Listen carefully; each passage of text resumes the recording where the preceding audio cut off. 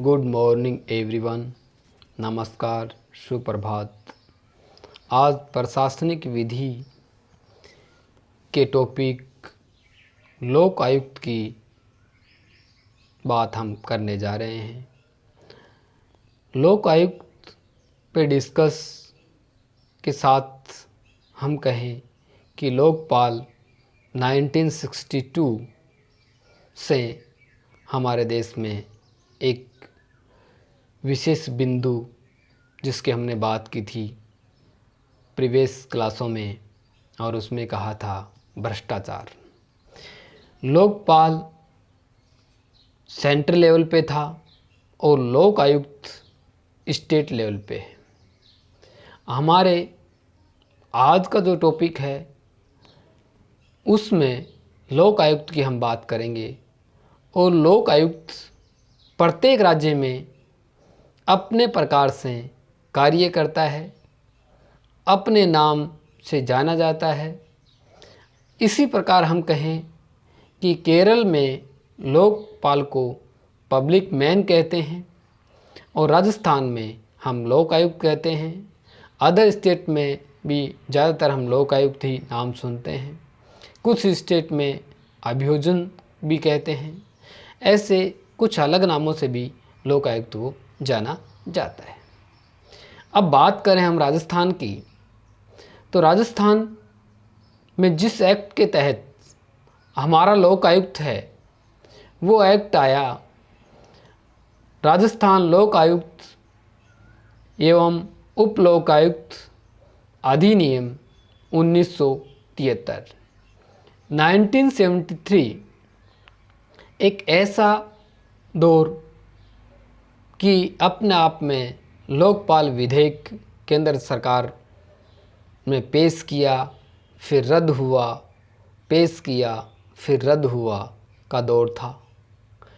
इसके चलते 1973 में राजस्थान ने इस एक्ट का निर्माण किया, और इस एक्ट के तहत 3 फरवरी 1973 को लागू भी राजस्थान करने में सफल रहा।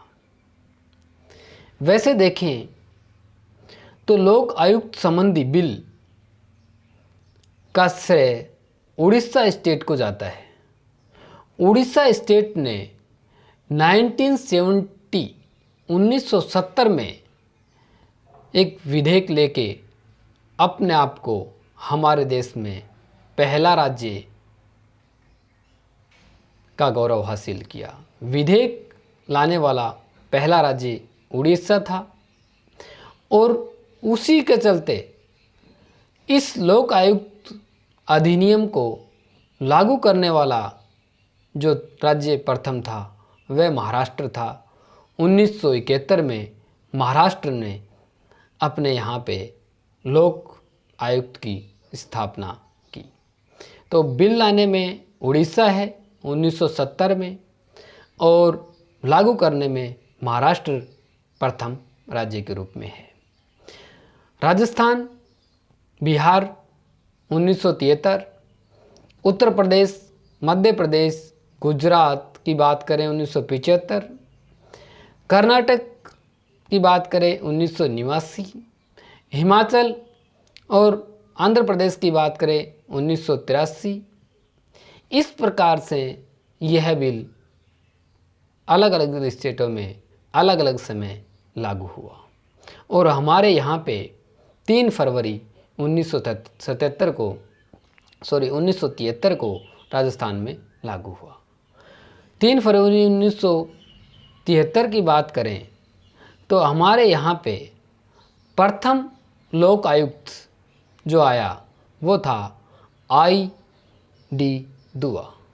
आई.डी. दुआ जो हुए वो हमारे प्रथम लोक आयुक्त के रूप में हुए हैं, और आई.डी. दुआ 28 अगस्त 1973 को हमारे लोक आयुक्त के रूप में प्रथम लोक आयुक्त के रूप में रहे।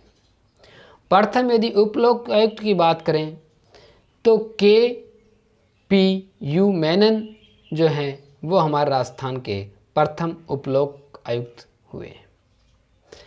अब वर्तमान के परिप्रेक्ष्य में हम आते हैं तो वर्तमान में हमारे लोक आयुक्त हैं वो हैं प्रताप करसन लाहौरा। 27 फरवरी को इनको शपथ दिलवाई गई है और वर्तमान में प्रताप करसन लाहौरा हमारे लोकायुक्त हैं। इसी काल में एक दौर चला जब हमारे लोकायुक्त में भी राजनीति हमें दिखाई दी।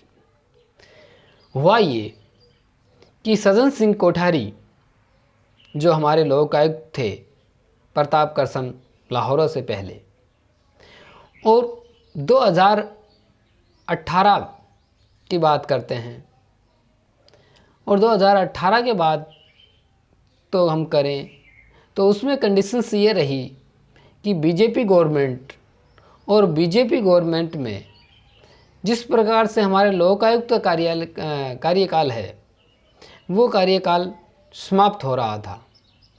उन्होंने 2018 में अमेंडमेंट करते हुए इस कार्यकाल को 5 वर्ष का जो कार्यकाल है उसको 8 वर्ष किया।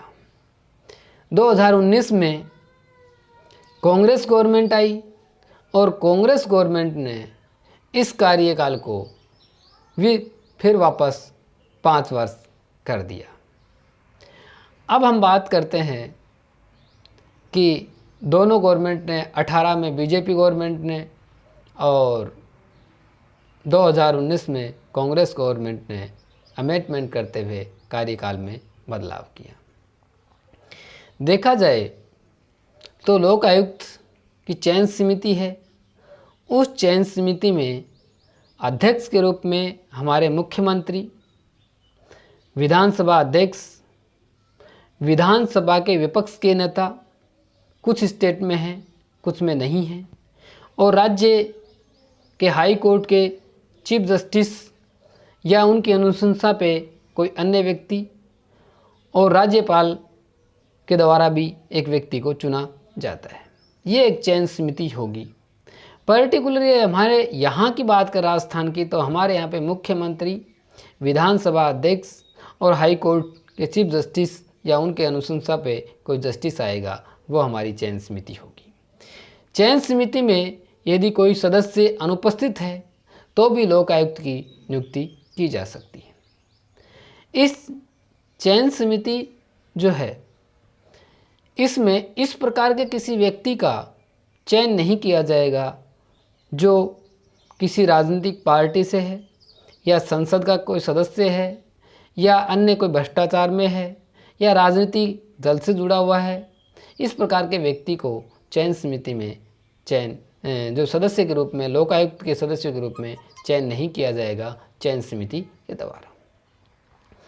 अब हम बात करें तो हम कहते हैं लोक आयुक्त का अधिकार क्या होगा। तो लोक आयुक्त अपने आप में हमारे पास में एक इस प्रकार की जांच एजेंसी है जो निरीक्षण करने और उसको निर्देशित करने के अधिकार होंगे, और वह संबंधित किसी भी लोक सेवक की तलाशी, संबंधित दस्तावेज जब्त करने, इस प्रकार का उसके पास में अधिकार होगा।